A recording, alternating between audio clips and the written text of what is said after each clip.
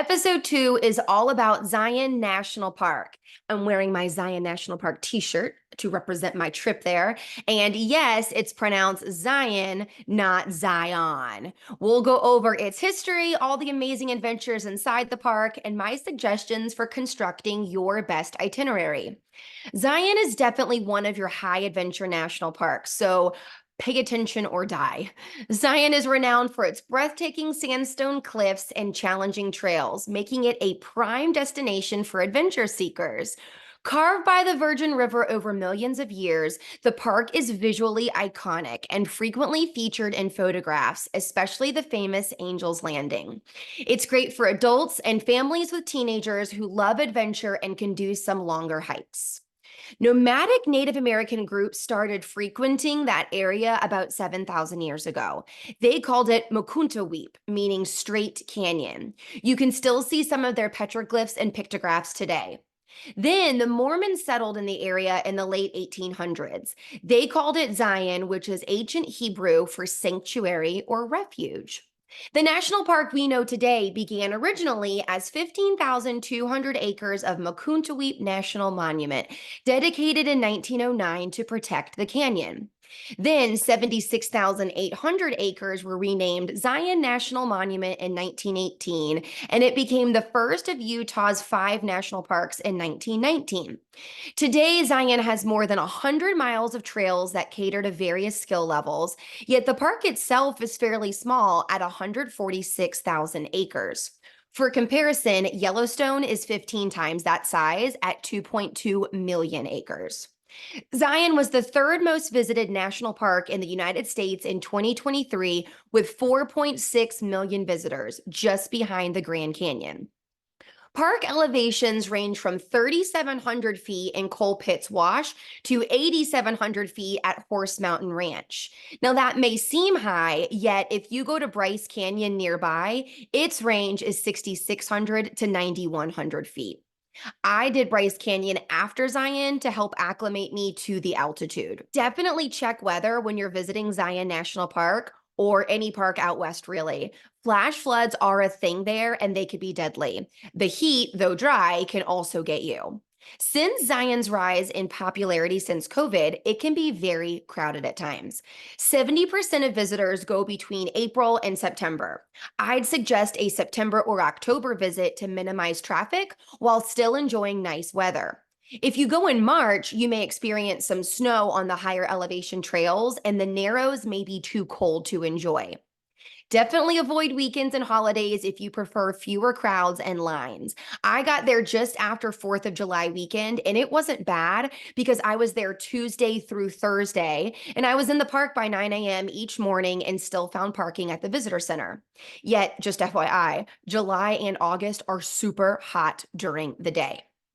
If you're flying in, you'll still have several hours of driving to do. The closest major airport is Vegas, a little over 2 hours away, then Salt Lake City, 3.5 hours away. There are several regional airports much closer, yet they have limited flights and would likely be far more expensive for you. I stayed outside the park in Hurricane. That's a city spelled like hurricane, and yet it's pronounced hurricane.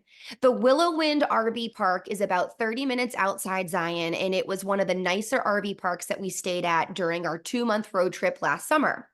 I got a rental car so I could leave my dog Molly in the RV with the AC while I visited the park during the day.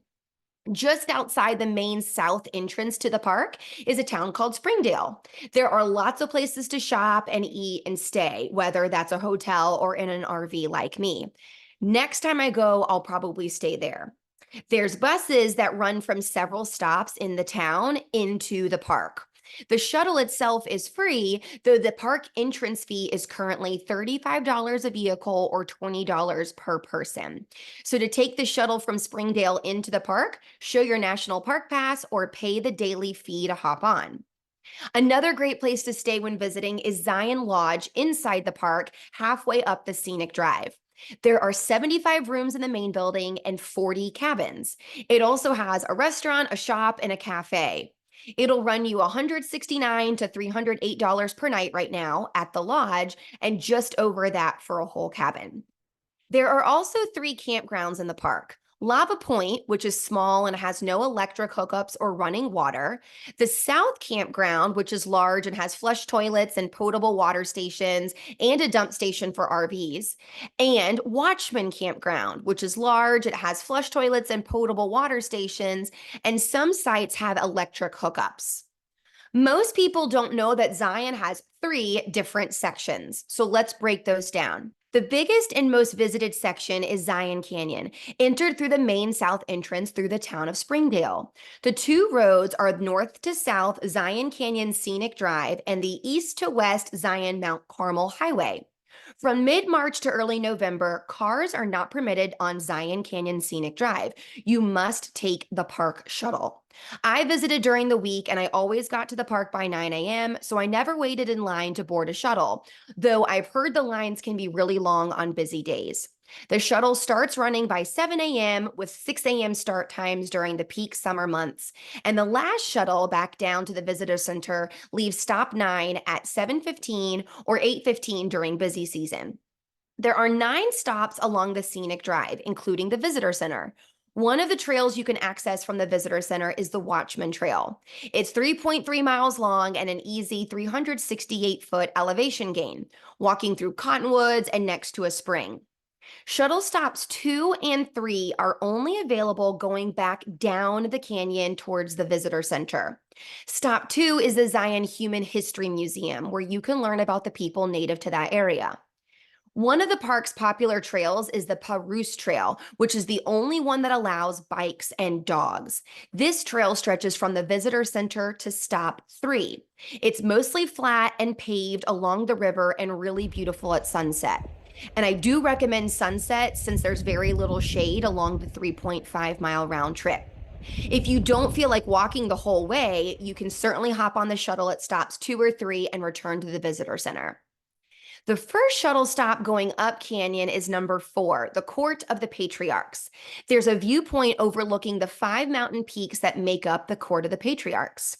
There's also the Sand Bench Trail, which is a 5.6-mile loop, and it's the only one that allows horses. It's also accessible from stop 5, which is Zion Lodge. Stop 5 has all kinds of stuff going on. Of course, there's the lodge, which has the only food and filling station inside the park. Then there's the Emerald Pools trails. The 3 pools have different trails, so you can plan how intense you'd like your experience to be. The lower Emerald Pool is 1.2 miles paved and rated easy. Middle Emerald Pool Trail is 2.2 miles and an unpaved climb to a sandstone ledge that starts out quite steep. And the upper trail is a 1-mile sand and rock path that leads to the upper Emerald Pool at the base of a cliff. Don't go in the water as you don't want to disturb wildlife and it could hold harmful algae. There's also the Grotto Trail connecting Zion Lodge to Shuttle Stop 6. Don't get excited, there's not an actual grotto here. Stop 6 is called the Grotto, and it has the Kayenta Trail, which runs southwest connecting to the Emerald Pool Trails. Stop 6 also has my absolute favorite part of Zion, which is Angel's Landing. I've been waiting to get to this part.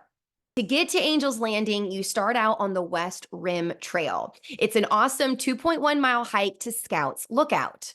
I don't recommend this to anyone with small kids or a fear of heights. It starts off in the sun with a lot of long switchbacks. Then you get to a flatter section in a shady rock crevice. I had to keep quiet in that area because signs say the Mexican spotted owls were nesting. I had, of course, heard of Walter's Wiggles, which are short, steep switchbacks. I'm sure you've seen them in pictures. And I thought that the first set of long switchbacks were them.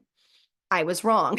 After the flatter shaded area, about 1.8 miles in, you get to Walter's Wiggles. There are 21 of these short, very steep back and forth passes that take you up 250 feet in a very short distance. I definitely stopped at least once to catch my breath. Then you arrive at Scouts Lookout at 5,330 feet elevation and over 1,000 feet above the canyon floor. There were a lot of people sitting here resting or grabbing a snack, and some people chose to turn around and head back down from there, or you can keep going along the West Rim Trail for several more miles. Or you can continue the adventure to Angel's Landing. This is one of the iconic Zion views that you've seen, and it's super awesome. and super dangerous. The number of people that have died on this differ depending on your source. So it's anywhere from 14 to 19 people have died falling during this hike. 13 of those have been since the year 2000. So it's not like this was decades ago as the trail was being marked for the first time. Be careful. Angel's Landing gets its name from Minister Frederick Vining Fisher, who visited Zion Canyon in 1916 and said the peak was so high and steep that only an angel could land there. It's only 0.5 miles from Scouts Lookout to the top of Angel's Landing. And that trail has steep drop offs, poor footing, yet the views along the way and at the end are totally worth it. Once word got out to enough adventure seekers that this was a badass hike, the trail got so busy that it became dangerous for that many people to be on it at once. So, since 2022, a permit is required for that section of the hike. There are two lottery systems to acquire a permit. There's a seasonal lottery drawn every quarter for those who can plan their trip far in advance. And then there's the day before lottery for people like me. I knew I had 2 full days in Zion, so I went ahead and applied for the first day. You do that before 3 p.m. the day before, and for $6, you enter the lottery, and they email you the result at 4 p.m. I didn't get it the first time, which was okay because I had other things planned that I could do that day instead. And then I reapplied the next day and I got it. So I took some amazing footage along the hike to show everyone how cool it was, as well as scare my mom. Almost the whole way has chains for you to hold on to. It starts with a super steep, like almost straight up cliff face, and then it goes over a series of hills and through some wooded, steep parts again. And just when you think you've reached the top, you see another taller point ahead on the trail. So up, up, up, up, finally, until you've reached the top at 5,990 feet. If you keep walking along the flat top, you get to the very end of the rock where people are resting, laying in the sun, enjoying the view, and having lunch. It feels amazing up there, taking in the 360-degree view. If you thought the climb up was tough, just wait for the descent. I think it's even trickier in places going down. Back to the shuttle stops. Shuttle stop 7 is Weeping Rock. The trail is a short yet steep 0.4 miles. The rocks are porous and the water has taken 1,000 years to filter through the stone to drip out. You can also see the hanging gardens, which are the mosses, ferns, and wildflowers that grow out of the rocks.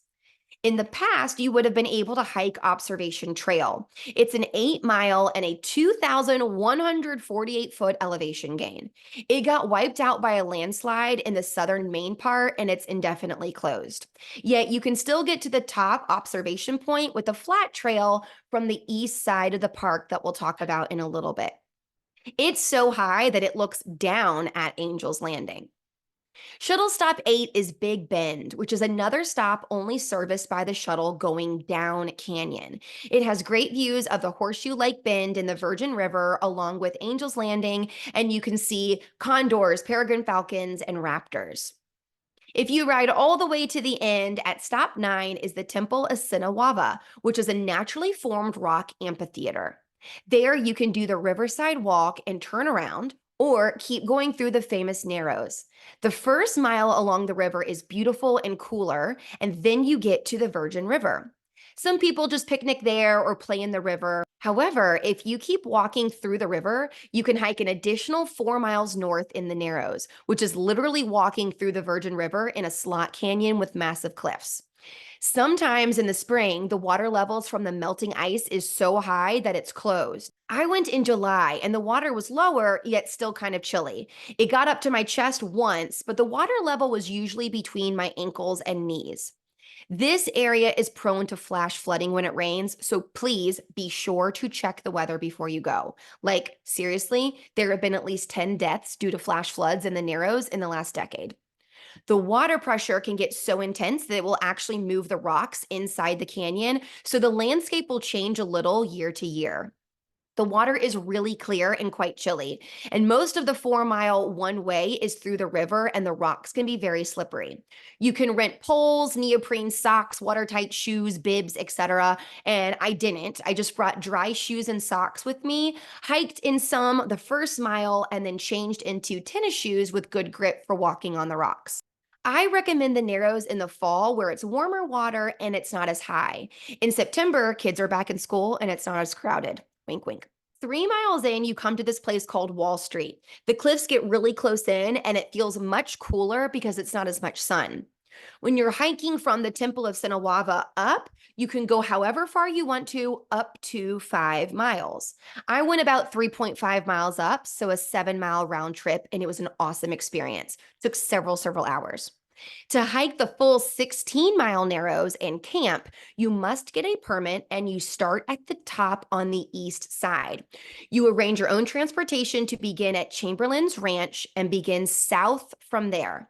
You'd stay at one of 12 campsites between miles 7 through 11, and then the next day you continue the rest of the way going down the river.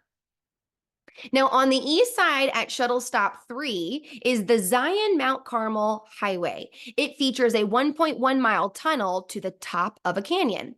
The tunnel is 1 lane each direction and open year-round, weather permitting. It has a 13-foot 2-inch clearance at the middle and 11-foot 4-inch clearance on the sides. Large RVs can only go down certain times when they shut down the 2 directions and they let RVs go down the taller middle of the tunnel. You're totally enclosed the whole 1.1 miles except for 4 windows that allow for airflow through the tunnel. There's a new visitor center coming to the east side of the park, which would be a little bit quieter if you like that kind of an experience. On that east side is the Canyon Overlook Trail. It's fun without being too difficult or scary, overlooking Zion Canyon. It's 1 mile, only 100-foot elevation gain, and has bridges over the ravines. The steps are dug out of the cliffside in some parts, and it's much different landscape than inside the canyon. There's a lot more white and pink rocks than reds, and be on the lookout for some bighorn sheep. Then there's the East Rim Trail. It's 12 miles long, a 2,000-foot elevation gain, and you see Zion Canyon and Echo Canyon.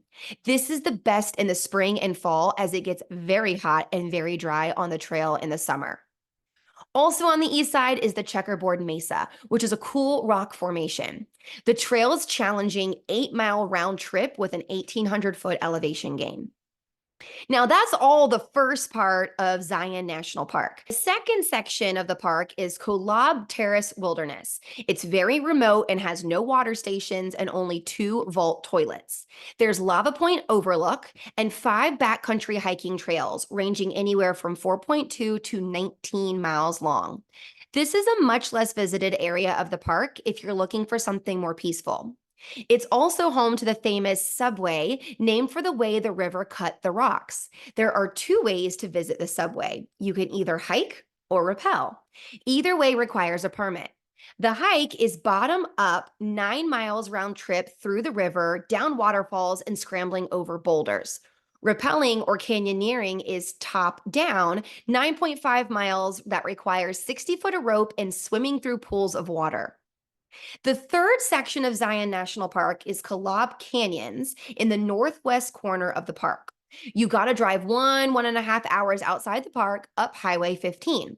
This part was incorporated into Zion National Park in 1956. There's 5 hiking trails, and a great one there is Taylor Creek Trail, which is 5 miles through the fingers of the canyon.